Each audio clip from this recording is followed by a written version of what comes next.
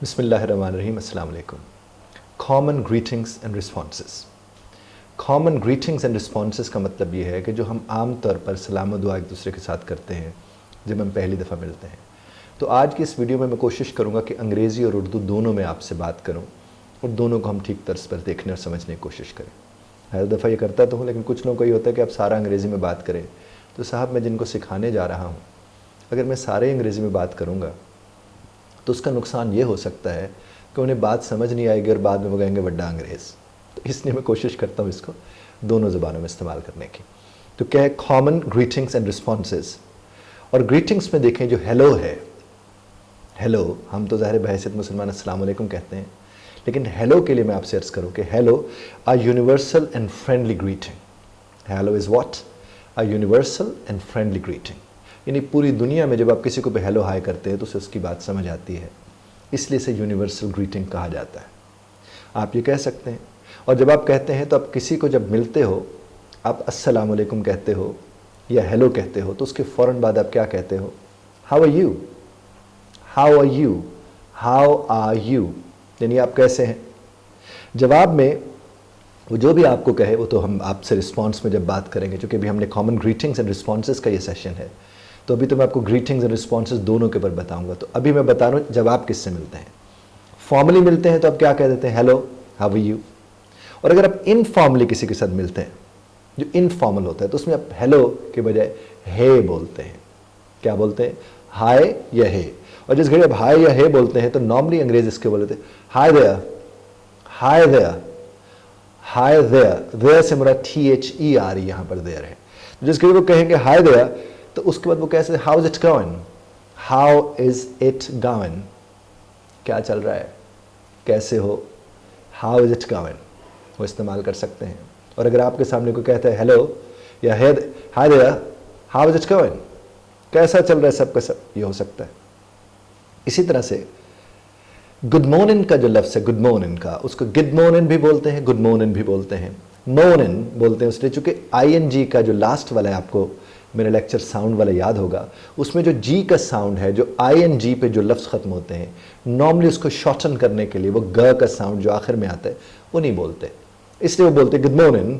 जिस घड़ी ने गुड मॉर्निंग कहा तो ये होता क्या है, ये आफ्टरनून तक इस्तेमाल होता है।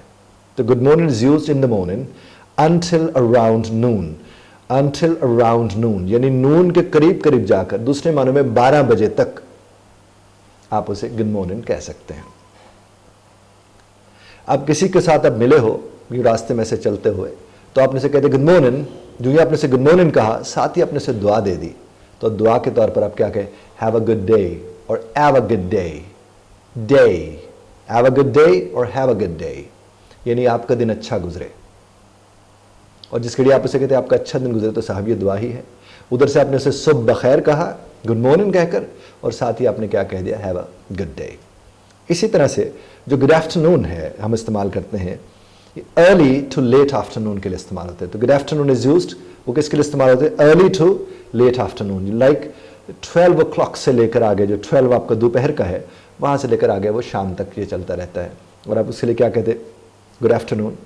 और अगर आपने किसी के साथ आप कहीं मिलने जा रहे हैं, या कहीं आपने देखा, आप ऐसे गुजर रहे थे और रास्ते में कोई ऐसा था जिसकी आप मदद करना चाह रहे हैं और मदद कर सकते हैं, और वो दोपहर का वक्त है, तो आप उसे क्या कहेंगे? Good afternoon, how can I help you, how can I help you, good afternoon, how can I help you. जिस घड़ी आपने कहा good afternoon, how can I help you, तो उसके बाद वो जो भी आपसे बात करे, चूँकि हम तो अभी ग्रीटिंग्स की बात कर रहे हैं। इसी तरह से देखिए जो गुड इवनिंग है, ये 5 और 6 के बाद शुरू हो जाता है, और 5 और 6 के दरमियान इसको बोला जा सकता है, और 5 और 6 के बाद भी वैसे ही शुरू हो जाते हैं। तो टिपिकली ये 5 के बाद शुरू होता है। अब इसी तरह से शाम को आपको किसी की मुलाकात हुई, मसलन आप किसी पार्क में गए हैं या किसी बाजार में थे या वापस आ रहे थे, कहीं घर के करीब किसी हमसाय से मुलाकात हुई, तो आप उसे क्या कह सकते हैं? गुड इवनिंग, गुड इवनिंग, यानी गुड इवनिंग जिसे हम बोलते हैं, आप उसे कह सकते हैं गुड इवनिंग। और जो ही आपने उसे कहा गुड इवनिंग, साथ ही आपने कहा it's nice to see you, it's nice to see you, यानी आपसे देखकर, आपसे मिलकर बहुत अच्छा लगा, it's nice to see you. इसी तरह से आपने जो कही, इसमें थोड़ा फॉर्मल इनफॉर्मल का मैंने टच दिया है, अब आप क्या देखेंगे, अब जब जो ही हम आगे बढ़ेंगे आप देखेंगे हम थोड़ा इनफॉर्मली भी अगर इसको देखना चाहें तो हम उसको क्या बोलते हैं, हाय देयर में HI था, यहाँ हे HEY, हे के फौरन बाद आपने बोला ये जो क्लोज फ्रेंड्स होते हैं, so that's simply used and a very informal greeting often used with close friends. Often और ऑफन दोनों बोले जा सकते हैं। Often used with close friends, जो आपके क्लोज फ्रेंड्स होते हैं उन्हीं के साथ नॉर्मली इस्तेमाल होता है। तो उसमें आप क्या कहते हैं, हे व्हाट्सअप, व्हाट्सअप, व्हाट्सअप को आप क्या बोलेंगे, हे व्हाट्सअप, यानी क्या चल रहा है, कैसे हो रहा है। तो जनाब ये सारे के सारे वो तरीके थे जिसमें मैंने आपको ग्रीटिंग्स का बताया है। अब आपने जब किसी के साथ बात की तो आगे से कोई ना कोई रिस्पॉन्स तो आएगा ना साहब, तो अब चलते रिस्पॉन्स की तरफ कि रिस्पॉन्स की क्या अहमियत होती है। तो अब देखिए, एक तो रिस्पॉन्स आप दे सकते हैं, I am good, I am fine, fine, good, मैं अच्छा हूं, मैं बेहतर हूं, मैं ठीक हूं। ये कॉमन रिस्पॉन्स है। और ये कॉमन रिस्पॉन्स किसको दिया जाता है, हाउ आर यू को। जिस घड़ी को कहते हैं हाउ आर यू, तो आप उसको कॉमन रिस्पॉन्स से ही जाकर करते हैं। और एक और रिस्पॉन्स भी आप उसे कर सकते हैं कि उसने, आपने बोला हाउ आर यू, तो आपने जवाब दिया I am good, I am good, thank you, I am good, thank you. आप उसके साथ ये बात कर सकते हैं। कुछ रिस्पॉन्स देते हैं not too bad, not too bad. अब जिस घड़ी आप कहते हैं नॉट टू बैड, तो actually that's a response that suggests you are okay but not great, कि आप ओके तो है but you are not great, like आप इतना ज्यादा ठीक नहीं महसूस कर रहे। तो आपने क्या कहते हैं, not too bad, not too bad, यानी इतना बुरा भी फील नहीं कर रहा।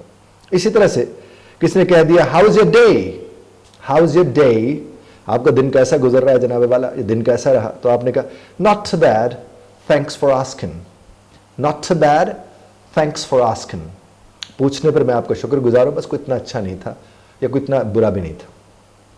इसी तरह से अगर आप को कोई हाउ इज योर डे कहते हैं, आप उसके जवाब में ये भी तो कह सकते हैं I am great, I am wonderful.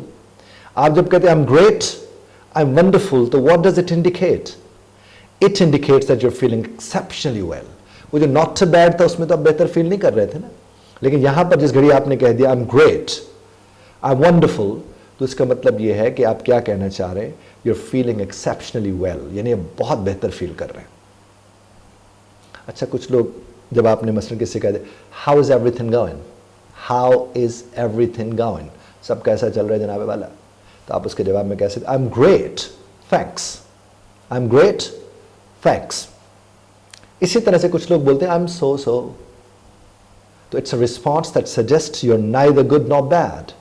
तो ये रिस्पॉन्स क्या जाकर बताता है कि आप ना तो ज्यादा इतना बेहतर फील कर रहे हैं और ना ही ज्यादा इतना अच्छा फील कर रहे हैं। अब मिसाल के तौर पर किसने पूछ लिया how are you feeling today, how are you feeling today, आपने जवाबन कहा आई एम फीलिंग सो सो, मैं बस ठीक ही है, सही फील कर रहा हूं।